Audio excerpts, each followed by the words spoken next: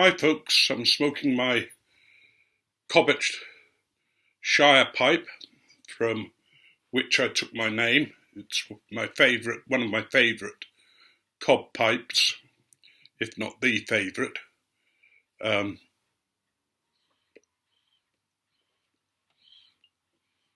love it when I'm meditating because it's that kind of pipe that you can just rest it on. Well, I can rest it on my tummy because I'm so fat, and just breathe, and just the occasional sip.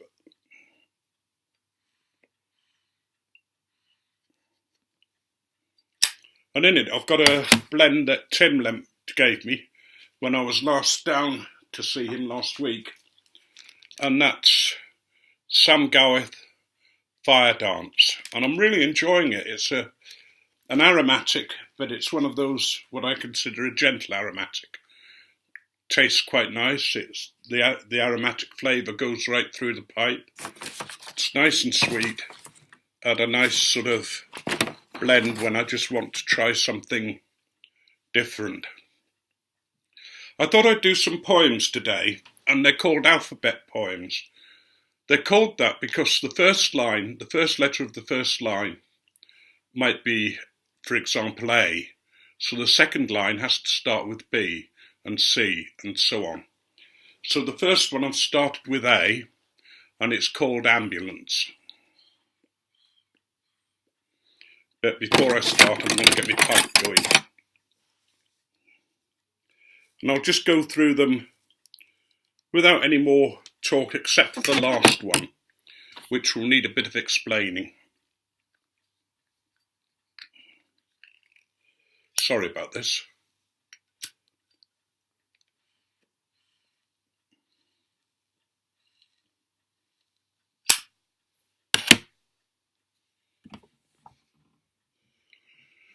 Right, ambulance. Ambulance hurrying flat out to bring aid. Blues and twos clearing the way ahead. Casualty waiting in pain and fear afraid. Death may call and life may pass away. Emergencies always have first place. First aid brings swift relief from pain. Hospital staff wait nervously, predicting injuries sustained and steps to take. Joyful result or death, chosen by fate.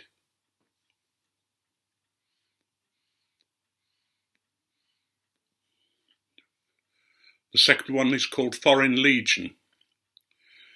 Legionnaires parade smartly through the city, marching to Le Boudin, or the Kepi Blanc. Non-French, united in one brotherhood. Only one command recognised, fight and die.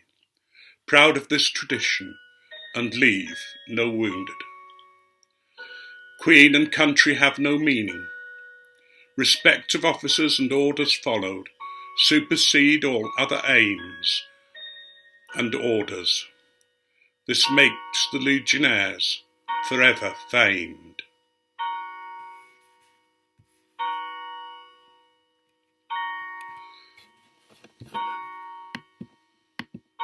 Now the final poem. It's called Xebecs, which I'll explain later. I wanted to see whether I could do a poem with UVWXYZ as the lines.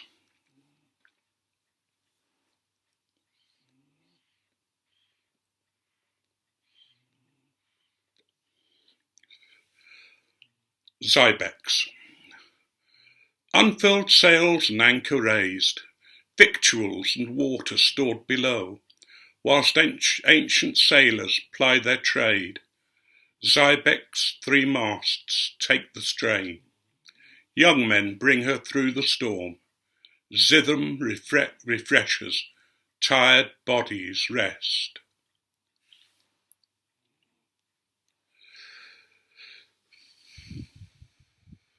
Zithem was an ancient beer, an Egyptian beer that they used to brew for the workers.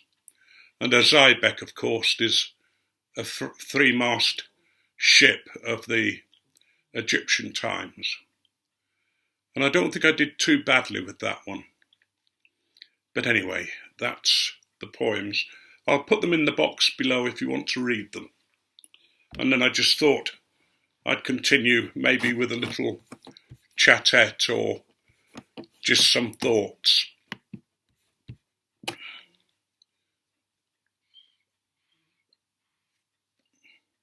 I'm having real trouble with this pipe. It's unusual because normally it just goes on forever.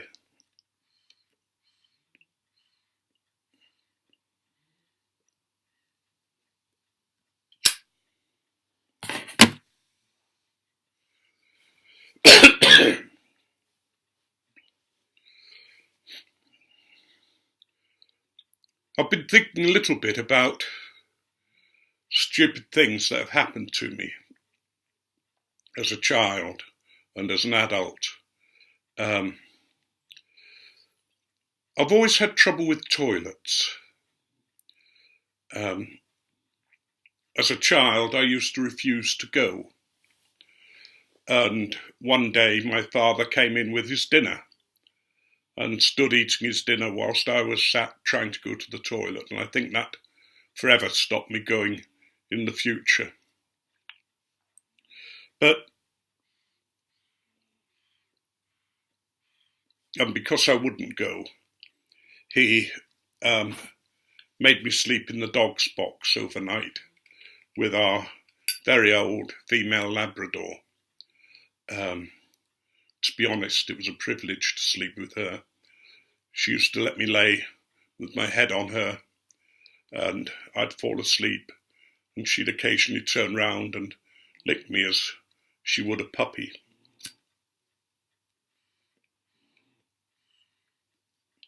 I think the most I was expected to sleep with the dog was 4 nights in a row, and then they allowed me out of the kennel. But anyway, that's another story. As I grew up, toilets became a great mystery to me and a great embarrassment. We went on a school trip to a play in the theatre at, I've forgotten where it was. I think it was at Great Yarmouth. And the teacher had wanted to take us because it was a children's play that was going on and all the local schools were invited. And before the play started, he insisted everyone went to the toilet. Well, I didn't want to go, so I didn't.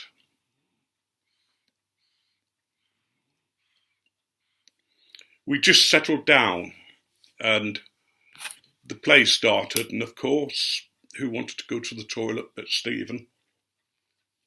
So I pushed my way to the end of the row with much annoyance of the teacher.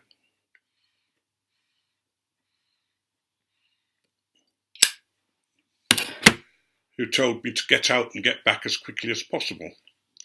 Well, he said the toilets are just outside the door. Go on. Well, there was a toilet door outside the door where I came out of the theatre, so I just went in and went into the cubicle and did what I had to do. And unfortunately, the cubicle stuck. I couldn't get out. I couldn't undo it.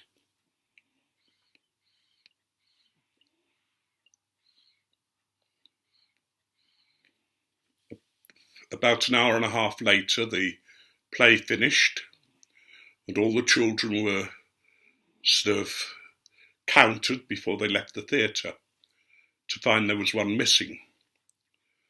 And eventually it was decided that I was the one missing. Unfortunately, in my urgency for the toilet, I'd gone into the ladies.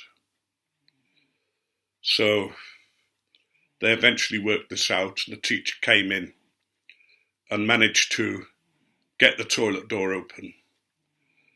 And he grabbed hold of my collar, and I was paraded out past all the other children to the bus and thrown into a seat and looked at and glared at whilst everybody else was full of humour and thought it was very funny that I was in the ladies. Not very nice thing to happen. And one of the other toilet stories was when I was about 12 or 13, early teenage.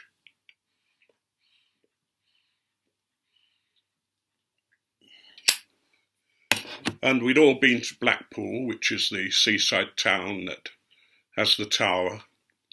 And we were coming home and it was late at night and I was desperate. So Dad sort of eventually found these toilets and I got out of the car and rushed in.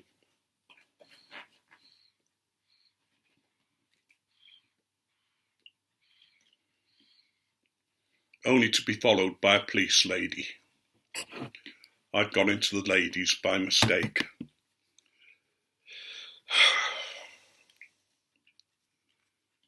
Terrible. And the final one, I promise you.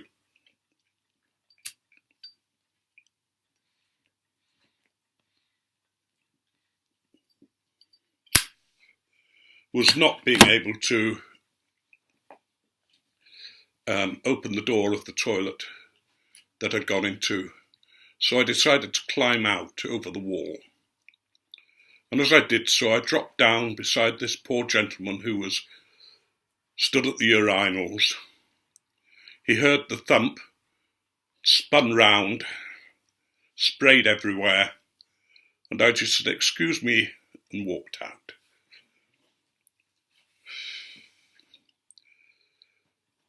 When I went to college, theological college, our college was called the Ladies' College because we had a very high number of gay students there who were training for the priesthood.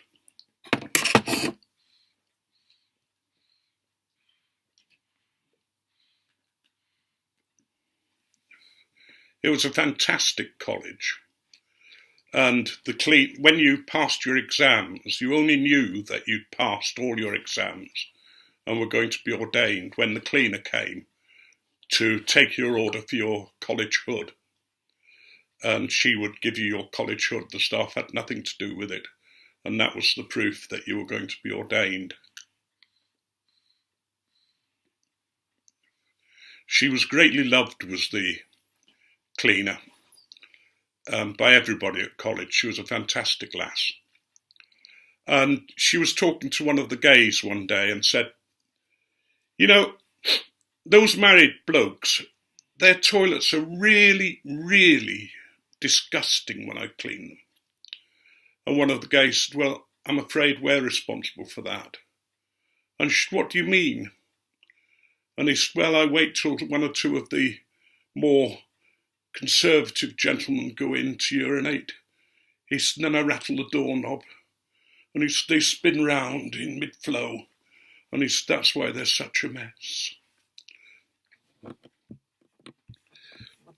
But I think the toilet job's better end there before I go any further. But college was lovely. The children really enjoyed it. They had something like 40 or 50 brothers and one sister who was training.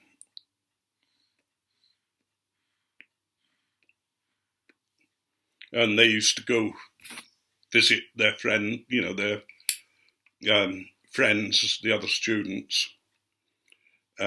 We had a pantomime at Christmas, and the children had a film.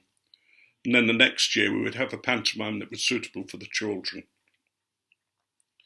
The one that the children weren't allowed in was, to say the least, hilarious, but had some things in it that shocked the staff occasionally. One of the things about the college was that we had one of the teachers, one of the lecturers who lived on the college. He had a cottage and some rooms just below the student quarters. It's a man we called Sophie. His real name was Stephen, but we called him Sophie after Holy Wisdom. He was a great guy. And one day we were having a parade of Our Lady at the students. I mean, if you got the tunnel months, sort of January, February, March, were a killer for college. Our college day started at something like 6 o'clock and finished at 9 o'clock after Compline, which was then went into greater silence. This particular day it had been hell. There'd been arguments between the staff and the students, and between the married people and the single students. And I was sort of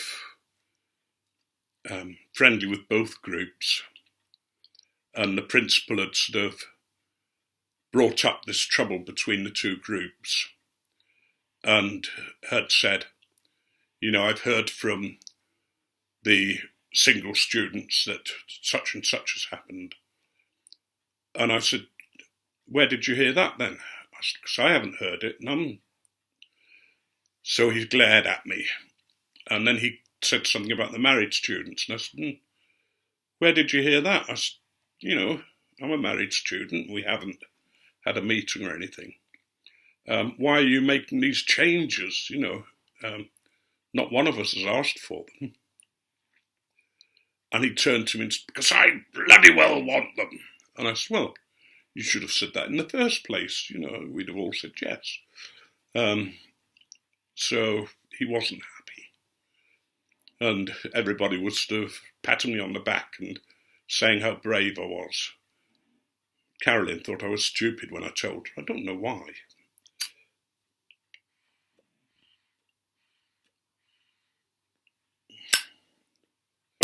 But I was beginning to feel quite depressed about it. So we went to the dressing up room. It was a room full of vestments, and when any student was finding it hard or got depressed, you were taken to the room and you were vested as a priest to show you what you were there for. So you're there in all the full vestments, including a mitre for some strange reason. You know, a bishop's mitre. And we decided to have a procession of Our Lady, so I was followed by deacons and subdeacons and thurifer with incense, and in front of me was one of the students, one of the, shall I say, more camp student, was carrying a statue of Our Lady. And we processed round the college and thought that we'd drop in on Sophie because he was always good for a laugh. And the procession lined up outside his door and we were singing Ave Maria. And we rang the doorbell and the principal opened the door. He immediately knelt down, kissed the feet of Our Lady, stood up and said, "My office in the morning." So we knew we were in trouble. But he was a good bloke, was the principal of the college.